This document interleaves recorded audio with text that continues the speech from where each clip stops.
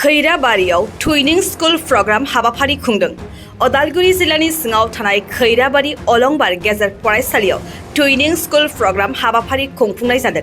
इउएन academy फरायसालि आरो अलंबार गेजेर फरायसालि मोननै फरायसालिखौ लानानै बे टुइनिं स्कुल प्रग्राम हाबाफारिखौ लानाय जादों। सरकारनि बिथोन बायदियै बे हाबाफारिखौ मावफुंनाय जादों होनना मिथिहोदों। बेबायदिनो गोजोन आरो खौसेथिनि थाखाय बे हाबाफारिखौ लानाय जादों होननानै फोरमायदों।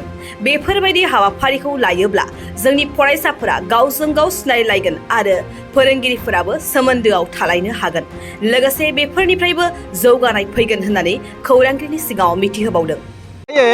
दिनैनि बे सरदार बल्लभभाई पेटेलनि एकता दिबस बे हाबाफारिखौ फोजोबनानै बिनि उनावहायनो जोंनि फरायसालियावहा गोदान शिक्षा नीति 2020 नि जा मोनसे टुइनिं स्कुल प्रग्राम बे प्रग्राम हाबाफारिया जोंनि फरायसालियाव दिनै सोलिदों।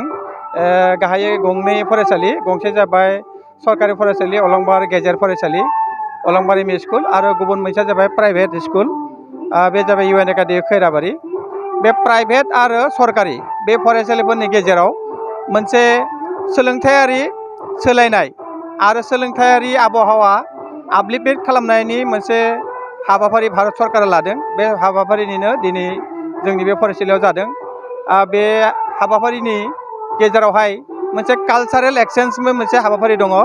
बे हाबाफारिनि गेजेरजों बे गंनै फरायसालिनि फरायसा फरायसुलिमोना गावबा गावनि फरायसालिनिफ्राय हारिमुआरि मोसानाय मुसुरनाय दिन्थिफुंगोन आरो बेनि गेजेरजों फरायसालिफोरनि गेजेराव मोनसे गोरोबलायनाय मोनसे फ्रेन्डशिप फैगोन आरो सोलोंथायारि मोनसे आबहावा सोरजिनो नाजागोन।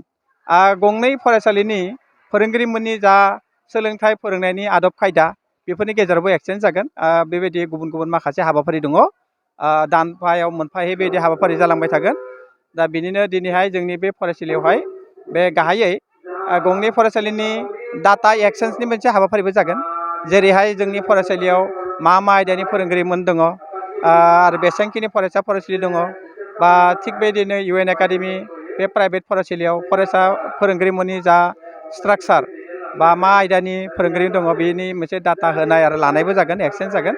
दा गुबै थांखिया जाबाय मा, सोलोंथाइनि मोनसे आबहावा, सोलोंनायनि मोनसे आबहावा सोरजिनायनि गाहाय थांखि आरो बे सोलोंथाइखौ दावगाहोनाय, फरायसामोनखौ सोलोंथाइ लानायावहा मोनसे रुसि बा गोसो बोनाय, बे गोसो बोनाय लाबोनायनि थाखायनो बे भारत सरकारा बे थांखिखौ लादों। बे लेखा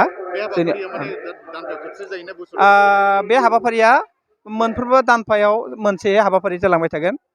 गुबुन गुबुन आरो हाबाफारि दङ, फैगोन दानावबो जागोन आरो नेक्स्ट बेबायदि दानावबो बे गंनै फरायसालिनि गेजेराव माने बे हाबाफारिया जागोन आरो निस्सय माने दावगागोन। गथ'फोरनि गेजेराव मोनसे फ्रेन्डशिपा बारायगोन आरो बिसोरनि सोलोंनायनि आदब खायदा बे होनाय लानाया निस्सय सोलिगोन आं आसा खालामो। आरो फोरोंगिरिमोनाबो माखासे बिथांमोननि जा टेकनिक आदब खायदाफोरखौ एक्सचेन्ज खालामनो माने सुजुग सुबिदा मोनगोन होनना आं आसा खालामो। बिगोमा दिथागिरि लोगोसे फोरोंगिरि लोगोफोरखौ मा होनना खावलायनो? आङोहाय बेखौहाय मोनसे पजिटिभ दिगावहाय फोरोंगिरिमोनखौहाय आरो दिथागिरि बिथांमोनखौ आजावना लानो आं खावलायगोन। मानोना बेखौ जा मोनसे हाबाफारि लादों, बे निउ इडुकेसन पलिसिनि मोनसे हाबाफारि, निउ इडुकेसन पलिसि 2020नि बा मोनसे हाबाफारि, बे हाबाफारि मोजां हाबाफारि। प्राइभेट स्कुलाव माखासे इनफ्रास्ट्राक्चार बा सोलोंथाइनि आदब खायदा आरो सरकारि स्कुलनि बाजे खायसे इनफ्रास्ट्राक्चार बा आदब खायदानि बै माबायावहाय माखासे समाव रिजाल्टफोराव बहुत फाराग नुनो मोनो। दा बे फारागखौहाय खमायनो थाखाय निस्सय सरकारा नाजादों आरो बेखौ आं खावलायगोन। फै बयबो फै, जमदुवार दख'रानि थाखाय मोनसे फोसावथाय। गसाइगाव महकुमानि सिङाव थानाय जमदुवार दख'रा एबसुआ सानथामनि हाबाफारिजों गाजा गोमजायै 5थि खेब बोसोरसालिया जथुम्मा खुंफुंगोन। फैगौ नभेम्बर दाननि 6, 7 आरो 8 खालारखालि सानथामनि मेहेरगोनां हाबाफारिजों गाजा गोमजायै खुंफुंगोन। मख'नो गोनांदि खुंफुंनो गोनां जथुम्मायाव बायदि मेहेरगोनां आयदाफोरबो लाफानाय जादों। बेबायदिनो भलिबल, काबादि, खन्थाइ आवरायनाय, लिरनाय बायदि बायदि दिन्थिफुंनाय आयदाफोर, लोगोआव जांख्रिथायारि देंखोगिरि दैख्लं खुंगुर बसुमतारी देंखोमु 1, 2, 3 मेथाइ खननाय बादायलायनायबो लानाय जागोन।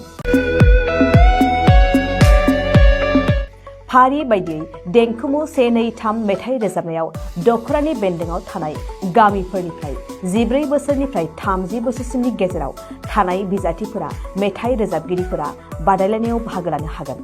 मोनाबिलिनि हारिमु बादायलायनायाव गाव गावनि रोंगौथिजों बिजाथिफोरा बाहागो लानो हागोन। एक्जिबिशन दिन्थिफुंनायखौ 6 नबेम्बरनिफ्राय जोबजासिम नुनो मोनगोन। 6 नबेम्बरनिफ्रायनो भलिबल आरो काबादि गेलेनाय बादायलायनाया जागोन। 8 नबेम्बर 2022 इं अक्ट' खालार खालि हारिमु मोनाबिलियाव मिस्टार प्रेक्टिकेल बसुमतारी आरो मिस दीप्ति बसुमतारी मोननि गाबगोनां हारिमु आरो फेस्ला दिन्थिफुंनायखौ नुनो मोनगोन।